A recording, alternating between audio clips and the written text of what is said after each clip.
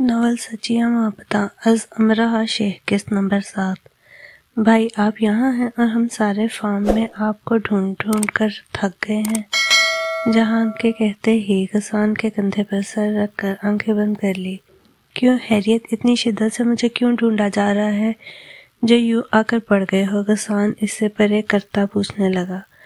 بھائی ہم سب کیرم کھیلنے جا رہے ہیں، چلے آپ بھی؟ سمل چہک کر کہتی دونوں ہاتھوں سے اس کے بازو پکڑ کر لے جانے لگی۔ اوہ تو یہ اہم کام ہے، چلو۔ اسد ایمان کے ساتھ ساتھ چلنے لگا۔ الماس کے کہنے پر وہ رک گیا۔ ایمان نے ایک نظر اسے دیکھا جو جان کر اپنے ہاتھ سے اس کے ہاتھ کو چھو رہا تھا۔ ایمان گھبرا کر تیز قدم لے کر چلنے لگی۔ سب کیرم کی ٹیبل کے گرد کھڑے کھیل کم شور زیادہ کر رہے تھے۔ اچانک ایمان کو لگا کوئی اس کی کمر پر آہستہ آہستہ ہاتھ سے اس کی کمر سے ہلا رہا ہے۔ ایمان کانپ گئی۔ کنکھیوں سے اس نے ساتھ کھڑے وجود کو دیکھا جو جھٹکے سے پیچھے ہوئی۔ تمیز نہیں ہے آپ کو؟ یکدم ایمان زور سے چیخی۔ کمرے میں سناٹا ہو گیا۔ سب نے حیرت سے ایمان کو دیکھا جو غصے میں اسد کو گھور رہی تھی۔ اسد ڈر گیا۔ اسے بالکل امید نہیں تھی کہ وہ یوں ری ایکٹ کرے گی۔ غسان گھوم کر اس کے قریب آئے۔ کیا ہوا ایمان؟ کیا کیا تم نے؟ ایمان سے پوچھ کر غسان نے سختی سے اسد سے پوچھا۔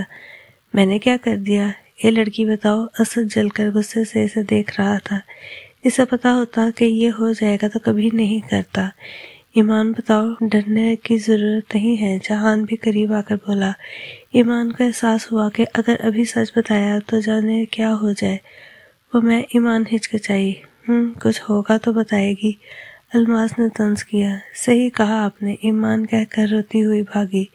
غسان نے مٹھیاں بھیج لی۔ وہ اسد کو جانتا تھا وہ کس طرح کا ہے۔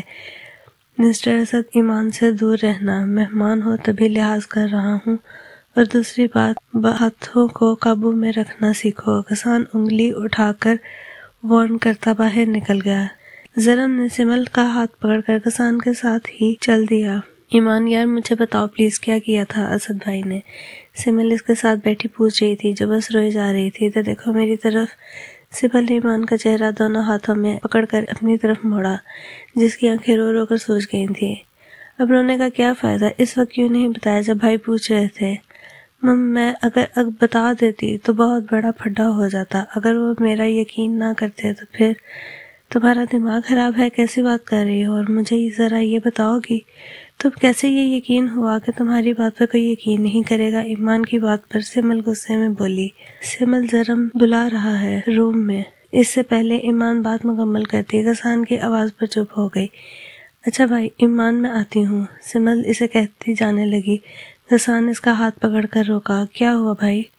روم میں ہیں زرم وغیرہ، امی کے سامنے کوئی بات مت کرنا ورنہ پریشان ہو جائیں گے۔ سمل اس بات میں سر ہلاتی چلی گئی۔ غسان ایمان کو دیکھتا قدم قدم چلتا فاصلے پر بیٹھا۔ دونوں کے بیچ کافی دیر خاموشی رہی۔ مجھے کب تک انتظار کرنا پڑے گا کہ تم کب مجھے خود سب بتاؤ گی؟ اور اگر بتانا نہیں چاہتی تو کیوں چیخی تھی؟ صحیح کہا تھا تم نے، ہم کیسے یقین کر لیتے؟ صحیح کہا بالکل، ہم اندھے اور بہرے ہیں، کیسے کر لیتے یقین؟ تمہیں لگتا ہے کہ میں اس کو نہیں جانتا؟ بتاؤ ایمان، کیا تمہیں لگتا ہے کہ ہم بھائیوں میں سے کوئی بھی یہ یقین نہیں کرتا یا سمل تم پر یقین نہیں کرتی؟ تمہاری اسی بے اعتباری نے کچھ بولنے کے قابل نہیں چھوڑا، ورنہ وہ ابھی یہاں نہیں ہوتا۔ غسان سر آنکھیں اس کے چہرے پر گاڑے دبی ہوئی آواز میں غصے سے بول رہا تھا، پھر اٹھ کر خود ہی جانے لگا۔ ایمان نے اسے دیکھا، اسی وقت غسان نے بھی مڑ کر اسے دیکھا۔ جب تک تم مجھ پہ یقین کرنا نہیں آئے گا تب تک مجھ سے بات مت کرنا، غسان کہہ کر کب کا جا چکا تھا، جبکہ ایمان ساکت نظروں سے وہیں دیکھتی رہ گئی۔ صبح 8 بجے ایمان کی آنکھ کھلی۔ رات جو ہوا اس کے بعد وہ روم میں جا کر کافی دیر غسان کی بات یاد کر کے بے چین ہو کر بیٹھی رہی۔ ایمان کو بڑی شدت سے اپنی کہی ہوئی بات کا افسوس ہوا، جانے میں دل دکھا دیا۔ ایمان اٹھ کر واش روم گئی۔ جب واش روم کا دروازہ نوک ہوا، ایمان نے چہرے پر پانی کے چھینٹے مارے، شیشے میں اپنا چہرہ دیکھ کر دوبارہ اسد کی حرکت اور غسان کی ناراضگی یاد آ گئی۔ ایمان کی آنکھوں سے دوبارہ آنسو جھلملانے لگے۔ اب کی بار دروازہ نوک ہونے کے ساتھ ایمان کی امی کی بھی آواز آئی تو جلدی سے 2-3 بار پانی کے چپکے مار کر باہر نکلی۔ شکر ہے اٹھ گئی تم، ہم تو کب سے سمل پوچھ رہی ہے۔ جاؤ پول سائڈ پر ہے، میں جب تک رانی کو چائے کا کہتی ہوں۔ اپنے بیگ میں سوٹ نکالتے ہوئے افراح بیگم اسے بتا رہی تھی۔ ایمان خاموشی سے کمرے سے نکل گئی۔ کیا بات ہے، بڑا پیار آ رہا ہے۔ اسام سمل اور غسان کو دیکھ کر مسخرے پن سے بولتا ہوا سمل کو تپا گیا، جو پیچھے سے بھائی کے گلے میں دونوں بازو لپیٹے گال پر گال مسکراتی ہوئی باتیں کر رہی تھی۔ اس سے پہلے سمل کو جواب دیتی ایمان سب کو گڈ مارننگ کہتی غسان کو دیکھ کر وہیں بیٹھ گئی۔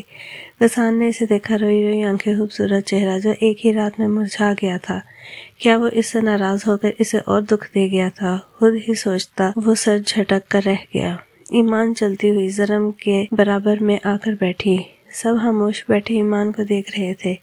ایمان ناشتہ کیا؟ سمل نے مسکرا کر پوچھا۔ ابھی نہیں، چائے لا رہی ہے رانی۔ ابھی دونوں بات ہی کر رہے تھے جب الماس اپنے بھائی اور کزن کے ساتھ وہیں آئی۔ ایمان اسد کو دیکھ کر اٹھنے لگی تھی لیکن کچھ سوچتی دوبارہ بیٹھ گئی۔ ایمان ایم سوری، کل میرا ہاتھ غلطی سے تمہیں ٹچ ہو گیا۔ اسد بیٹھتے ہی ایمان سے مخاطب ہوا۔ سب نے پہلے اسد اور پھر ایمان کو دیکھا۔ ایمان کو سمجھ نہیں آ رہا تھا کیا جواب دے، کیونکہ معاف کرنے کا اس کا کوئی ارادہ نہیں تھا۔ اسد بول کر اس کے جواب کا انتظار کرنے لگا، جو سر جھکا کر بیٹھی تھی۔ کافی دیر گزرنے کے بعد اسد نے پھر کہنا چاہا، ایمان میں رہنے دو اسد، اپنا سٹینڈرڈ مت گرا۔ الماس ناک چڑھا کر بولی۔ سمل نے باری باری اپنے بھائیوں کی طرف دیکھا، پھر اٹھ کر ایمان کا ہاتھ پکڑتی اپنے ساتھ لے گئی۔ وہ نہیں چاہتی تھی کہ الماس یا پھر اس کا بھائی اس کو دوبارہ ہرٹ کرے۔ اسد تم بھی نا، ویسے سچ بتاؤ تم نے کیسے چھوا اسے؟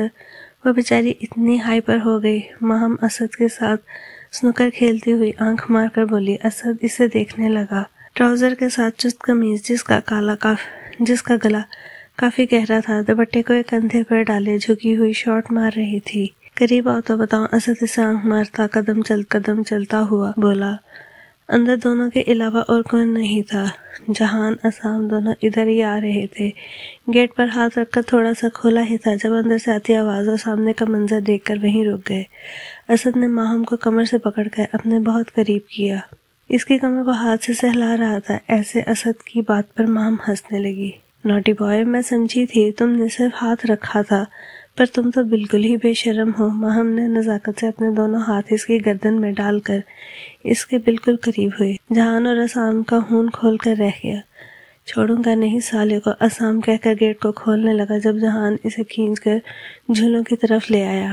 ہوش سے کام لو آسان، کیوں لو؟ اس کمینے ذلیل انسان نے دیکھا بیچاری ایمان کے ساتھ کیا کیا۔ مجھے پہلے ہی لگ رہا تھا کوئی واہیات حرکت کی ہوگی، اور آپ سن لیں اس لڑکی سے بات نہیں کریں گے۔ جہان اسام کی آخری بات پر مسکرانے لگا۔ اچھا نہیں کر رہا، وہ خود ہی چپکو ہے، اور اب چلو اس سالے کی ہڈیاں بھائی سے توڑواؤں گا۔ جہان اسے لیے چل دیا۔ دوپہر کے 4 بج رہے تھے، سب واپسی کی تیاریاں کر رہے تھے۔ اسد، ہاں کیا ہوا؟ اسد اپنے کپڑے بیگ میں رکھ رہا تھا جب الماس ہاتھ میں موبائل پکڑے اس کے پاس آئی۔ ڈیڈ کی کال، ہیلو بات کرو۔ الماس اسے موبائل تھما کر وہیں کھڑی ہو گئی۔ کیا کہہ رہے ہیں؟ اس نے کال ڈسکنیکٹ کرتے ہی اس سے پوچھا۔ گاڑی بھیج رہے ہیں، کہہ رہے ہیں تینوں گھر کو پہنچو۔ پر کیوں؟ الماس نے بیزاریت سے پوچھا۔ کیونکہ اسے واپسی پر لازمی غسان کے ساتھ بیٹھنا تھا۔ پھپھو آسٹریلیا سے آ چکی ہیں، ساتھ ہی ان کا بیٹا اور حسین بیٹیاں آ رہی ہیں۔ اسد آنکھ دبا کر کمینگی سے بولتا اسے بھی مسکرانے پر مجبور کر گیا۔ شکر ہے انکل نے اپنے بے شرم اولاد کے لیے گاڑی بھیج دی، ورنہ میں تو سوچ رہا تھا راستے میں غسان بھائی سے گاڑی رکوا کر ٹھیک ٹھاک کٹائی کروا دیتا، تاکہ ہاتھ تو دور آنکھیں بھی نہ اٹھانے کی ہمت کرے۔ آسام پھر سے جذباتی ہوا۔ دفع کرو میرے بھائی، کیچڑ میں پتھر پھینکنے سے خود پر ہی چھینٹیں آئیں گی، جہان نے گردن اکڑا کر کہا۔ آسام پر سر ہی پیٹ کر رہ گیا۔ ارے چھوٹی چڑیا، چھوڑو بیگ میں اٹھاتا ہوں۔ سمل کو بیگ لاتا دیکھ کر جہان اس کی جانب گیا۔ تھینک یو جہان بھائی، کیا ہو گیا ایسا؟ اگر اٹھا لے گی، ہم نے اپنے دور میں اس سے بھی زیادہ وزنی چیزیں اٹھائی ہیں، اور تم لڑکی ذرا کم نخرے کرو، بھائیوں کے سامنے آگے جا کر کوئی نخرے نہیں سہتا۔ دادی وہیں کرسی پر بیٹھی تھی، دونوں بھائی بہن کا پیار انہیں ایک آنکھ نے بھایا۔ دادی فکر نہ کریں، ہم اپنی بہن کے لیے بہت اچھے سے اچھا ڈھونڈیں گے۔ ذرا ان کے قریب آ کر بولا۔ دادی ہنکارا بھرتی گاڑی کے پاس جانے لگی، کیونکہ افرا بیگم انہی کو دیکھ رہی تھی۔ جرم بچ گئے، ورنہ دادی سے اچھی خاصی شامت آتی تمہاری۔ آسام کی بات پر سب ہنس دیے۔ سمل بھی پھیکی سی ہنسی ہنس دی۔ کہ جبکہ دل کسی اپنے کی بات پر دکھتا ہے تو یوں ہی خود پر ہول چڑھانا پڑتا ہے۔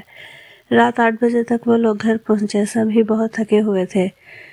سوئمنگ کی وجہ سے جسم جیسے ٹوٹ رہا تھا۔ ایمان اور اس کی امی لاؤنج میں ہی سب کے ساتھ بیٹھی تھیں۔ ایمان کا دل چاہ رہا تھا دھاڑے مار مار کر روئے۔ غسان نے سارے راستے سب سے ہنسی مذاق کیا مگر اس سے ایک لفظ نہیں کہا۔ ابھی اس کے سامنے بیٹھا نظر انداز کر رہا تھا۔